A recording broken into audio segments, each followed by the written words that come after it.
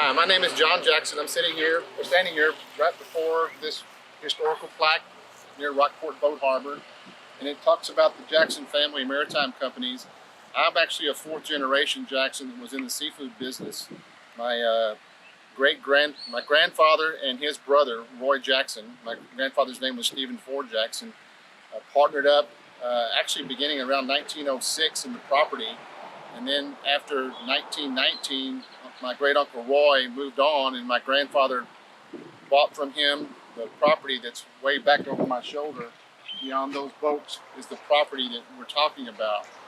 Uh, that became known as Jackson Seafood, and we had a seafood company that lasted there for about 75 years.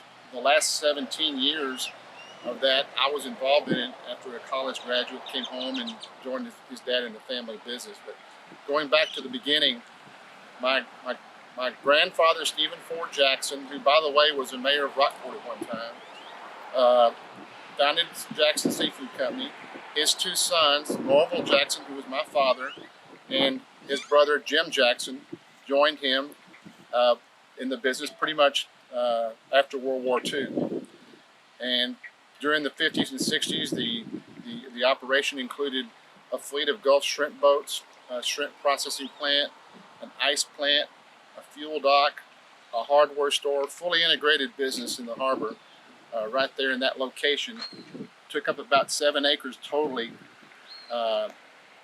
In addition to shrimping vessels, we also had boats that would go to different places for different types of seafood products.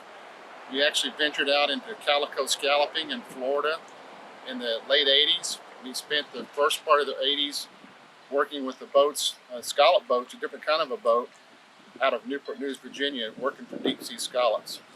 But we had the core business was right here in Rockport, Texas, all of that time.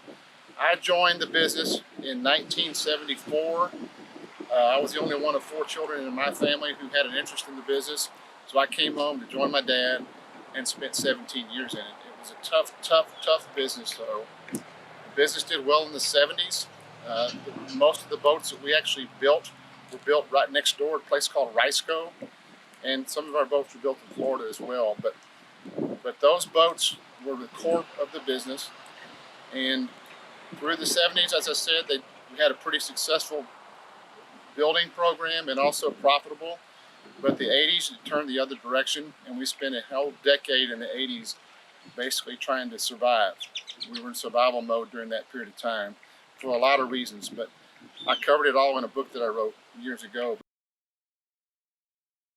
But nonetheless, this is a kind of a neat place for me to remember because the downtown Rockport area, which is, what Rockport is named for, is the rock that went out in front of the harbor here, and it's right next door to where we're talking about. So those people who've been around here long enough can probably remember what it used to look like. We got out of the business in 1990 and 91. We sold the business in 1990. Sold the real estate to the Bass family in Fort Worth in 1990.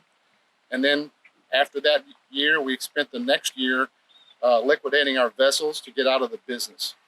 And we did that over a span of a year or two. So from about 1974 to 91 and 92, I was heavily involved in it on a daily basis.